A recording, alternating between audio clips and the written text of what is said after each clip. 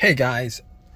All right. So if you guys are in this situation like I was a couple of days ago, I just want to tell you guys how you guys can get your car started.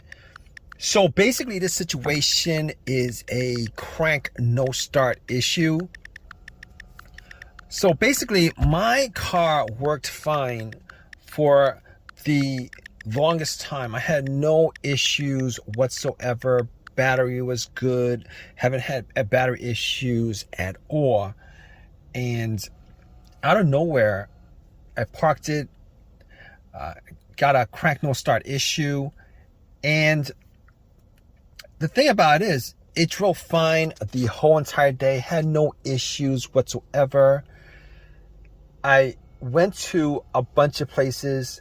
I drove it to the store, to the pet shop.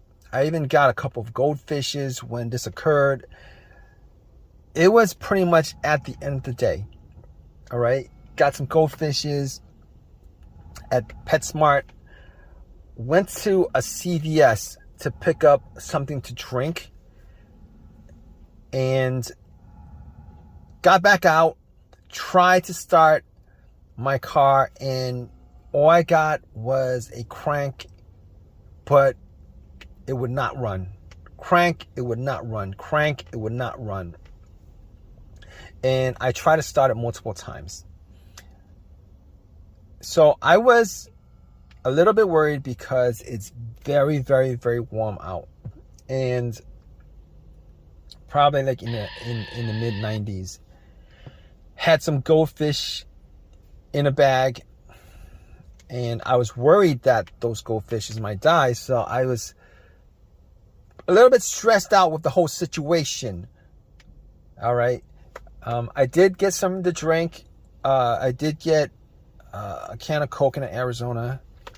And they were kind of cold. So I actually put it in the bag where the goldfish were and hoping that the goldfishes would survive. But that's neither near here nor there. And so I turned on my headlights, all right, just to see whether it could be a battery issue because the battery was never changed. I did not know the condition of the battery or how old the battery was. Did not know the condition of the battery terminals, etc., etc. But I know that I didn't have any issues previous to this. I turned on my headlights, went out, checked. The headlights were very, very bright. The cranks were very, very strong. It wasn't like it was struggling to crank. It wasn't like it was struggling to crank at all. It was very, very, the cranks were very, very strong. All right. Now, knowing from previous experiences, if the battery is weak, I would normally get a weak crank. Like it would try to start, but it wouldn't. And the more you crank it, the weaker it got till it just would not crank it on you because your battery's dead. However, I was getting strong cranks, but I had to eliminate the battery 100% in this situation because you never know, because there's like a lot of electrical parts in the car and you never know. All right. Well, you kind of know, but you never really know because when it comes to troubleshooting vehicles, I want to just go through down the list and just eliminate one after another, after another, after another. All right. So I actually got to the battery and I was looking at it. Now, I didn't know what shape the battery was in. It did look really old. The terminals were really dirty and the terminals were a little bit loose. So what I did was I took the terminals off. I got some paper towel. I took my Coke and poured it on the terminals, cleaned it up as best I could, and cleaned off a lot of the green, whitish stuff that was on there. Popped it back on, tried to start it, and did the same thing. Strong crank won't start. It didn't start. Strong crank didn't start. So I was thinking to myself, you know what? I was still getting a strong crank after like cranking it 7 times. And to me, that pretty much says that the battery is pretty good. Even though the battery looked kind of old, pretty old, but it was under the hood. It was the battery. You know, after a while, if you put anything and not look at it after a while, you get dust on it and dirt and all that grime and all that stuff, right? So I was thinking to myself, 90% sure it's not the battery. I can't say 100%. You can never rule out, you can't never rule that out unless you're able to get the car started, or are you able to test it out? So I didn't really have a jumper on me. I didn't have a jump pack to jump it. So I wasn't able to test, say 100% it was in the battery. But seeing as how the headlights were bright and it was cranking strong after 7 tries, I eliminated the battery altogether.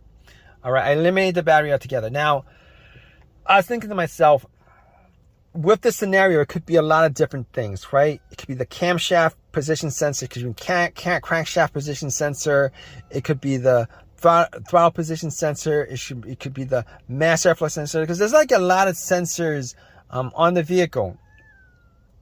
It could be a lot of different things. But here's how I was able to eliminate all those things. I was able to eliminate all those things because normally if any of those things were to cause this situation, there would be a check engine light. There would be a check engine light and sometimes the check engine light would be blinking, telling you that it's more of a serious issue. But here's the thing: I did not see a check engine light on the dash.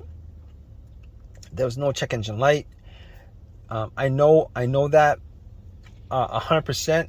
Not that I was checking out for the check engine light being an issue, but I was looking at the dash the whole entire day, glanced here and there, did not see a check engine light on the dash. So I know now I can't rule that out as 100% because I couldn't get the car to start up. Now, if it started up and there was no check engine light, you know, I could say 100% that it wasn't the check engine light. And I didn't have an OBD2 to pop it in to scan it. Did not have an OBD2 to pop it in to scan it. However, I was going to rule that out because I was going through scenarios as best as I can because it was getting pretty warm and my goldfish, my goldfishes were gonna die. So I was like, all right. Should I call AAA? Maybe I could go back into CVS with the goldfish and put it in the in the fridge, you know. But you know, I was like 20 minutes into that, and I had to get something. I had to get something. Well, I was hoping that it was an easy fix. Get something. All right, so I was like thinking to myself, what else could it be besides this? All right. So I checked out the fuses. All right. Checked out the fuses, made sure that, you know, I didn't smell anything that was burnt. I didn't see anything kind of burning on the top of the fuses. And I looked at the fuses and everything looked good. Now, I didn't have a fuse tester to test it out, but just from eyesight, everything looked good. Smell test didn't look like anything burnt out. I did actually check a couple. I think I checked a couple of specific fuses. I'm not, but none of them looked like they were bad. All right. So at that point, I was thinking to myself, it could be the relays. It could be maybe the fuel pump relay, the fuel pump itself, the car's ECU that's the problem. And I got back into my car, you know, and I thought to myself, well, could it be the fuel pump? And I tried turning on the car to the on, try to turn on to the on position, right? The position before the crank. I was trying to turn it on to the on position before the crank a couple of times just to see if I could hear, That really doesn't make any sense, but I tried to listen to the priming of the fuel pump. Now, the priming of the fuel pump will sound like a whizzing sound.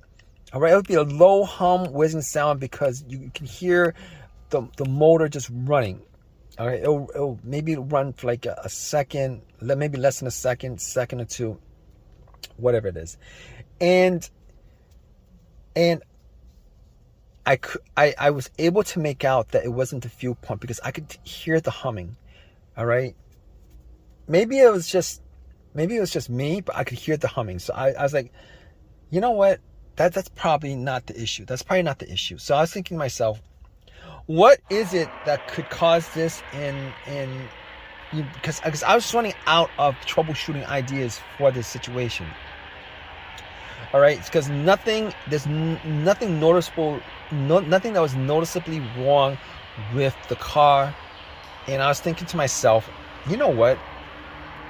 There's a strong possibility that it could be the key fob, because I never changed out the key fob battery. And I knew somebody who had this particular situation come up where I tried to help them out, and it turned out that it was something as simple as the key fob battery that was causing it, because the battery was either dead or so low that the car could not read that the key fob was in the car. The alarm, the remote was in the car. So I'm at CVS. It's worth a try. I'm at CVS. It's worth a try. It'll be a quick fix if that is the fix, and I could save my goldfishes, etc., etc. And I was like, all right, so I'm gonna take the key fob battery out, because anything outside of this, I wouldn't be able to diagnose without a scan tool, without going through all the fuses, without going through the relay, etc., etc. But since the fuel pump was making a sound, I knew that the relay was working. But anyway, I took a chance on it, hoping that maybe I could fix the situation and just get home real fast. So key fob, I went to CVS, bought a battery. I took the key fob battery out because there's variations of the flat batteries, so I matched it up, put the battery in, ran back to my car and tried to start it. Crossed my fingers, hoping that it would start, so that the goldfishes would, I could save the lives of the goldfishes and get my car started without having to put in any more money outside of the $6 or $7 that I spent on the battery. And I turned it on. I tried to crank it. It cranked and it turned on. It cranked and it turned on, guys. So I was relieved, and I've had no issues with it since. I was relieved. I had no issues with it ever since. And it's been a couple of days. I know for a fact that it is the battery, the fat battery and the key fob that's the problem. And I'm hoping that if you guys are in this situation, you guys probably are in one of these kind of situations where you have a crank no start, and you guys are trying to find a solution for it. I'm hoping that you guys have this easy of a fix as I did. So if you guys have this situation, you guys went through all the troubleshooting steps, and you guys are pretty much at a loss as to what to do next. All right, spend $6, get a brand new key fob battery. Take the key fob battery out of take the old key fob battery out of your remote, swap it out, and then try to start it. Hopefully you guys have as much of an easy fix as I did with my car. All right, hopefully that works out for you. If you guys have any comments, definitely leave a comment in the comment section. Please subscribe, please give me a thumbs up, all that good stuff, right guys?